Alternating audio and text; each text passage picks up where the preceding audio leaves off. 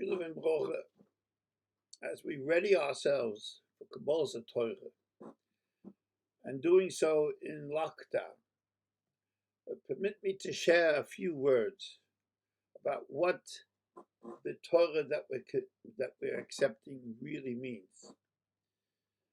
Our Sforim tell us that the kernel of uniqueness, that is the human being, that sets us apart from all the other creatures, is the natural need to aspire for more. Only humans have a rotzon, a will to obtain something, to grow. Chickens don't dream about becoming ducks, despite that which you might have heard from Walt Disney. Nor do horses crave to be cows. Every creature just accepts what it is. There is no sense of wanting or aspiring for anything more. Humans, on the other hand, are gifted with a drive to reach for extra. And this can be used for good or chas v'shalom, for bad. So the Hebrew word for the original man was Odom, which is an anagram of the word ma'od, which means more.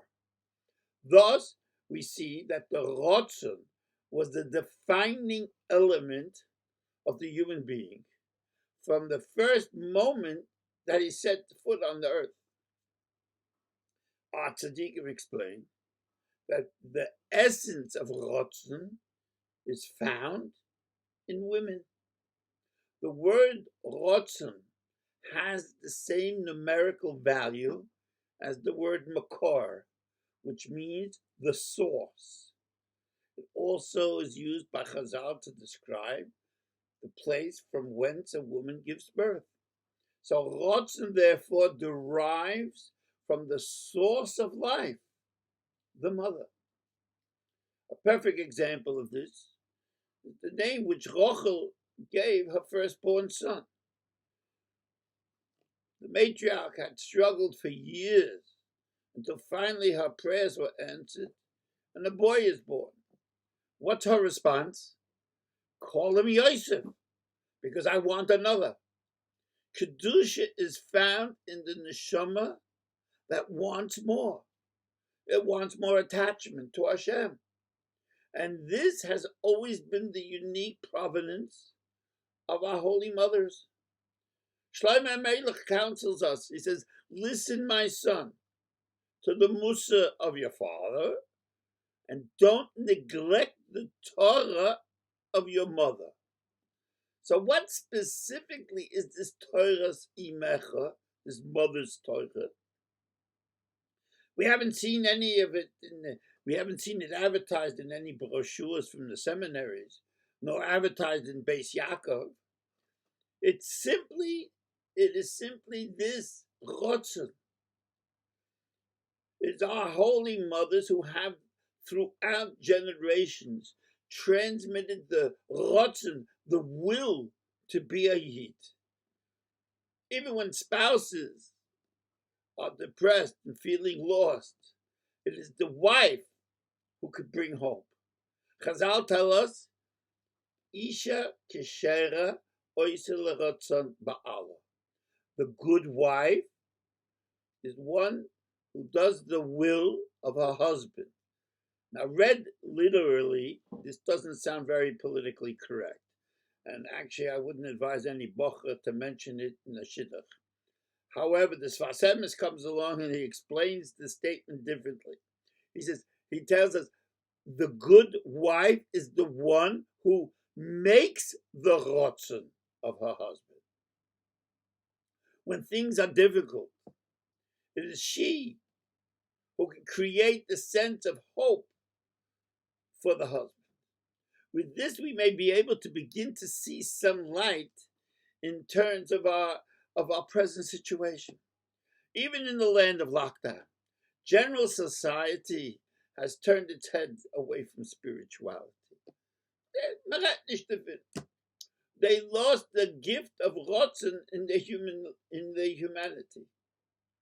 The world has offered so much, yet it's obvious they have very little.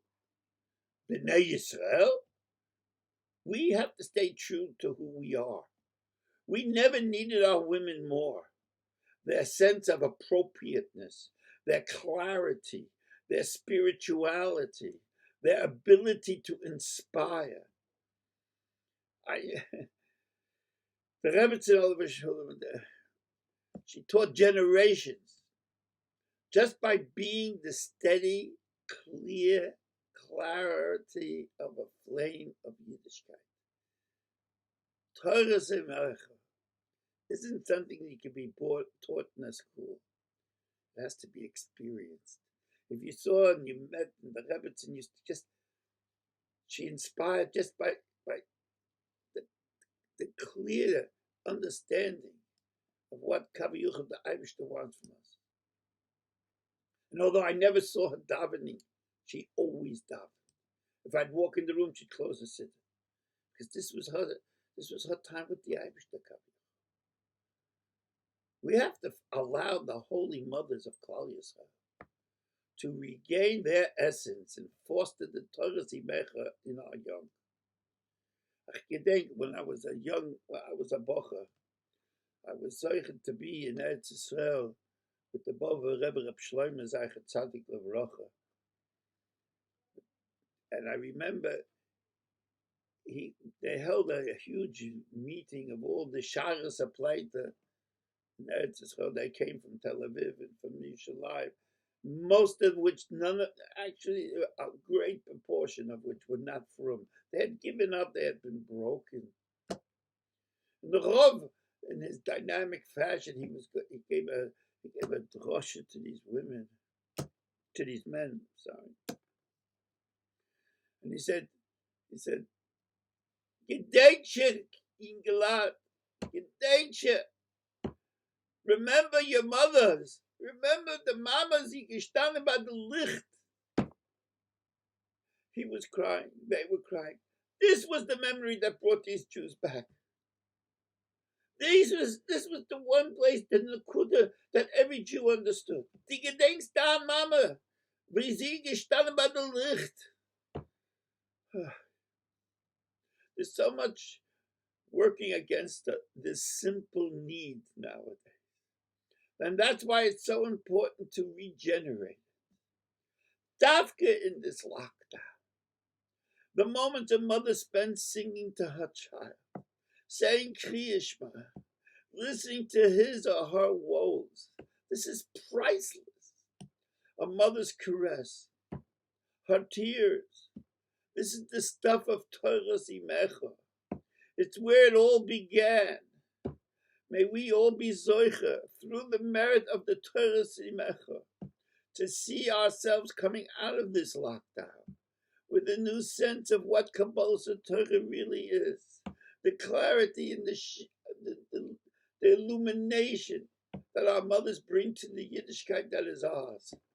One that should be filled with the warmth and the loving essence of the creativity that is our Torah heritage. May you all be gebenched nur mit Guts and mit Gesinnt, and we should see each other soon.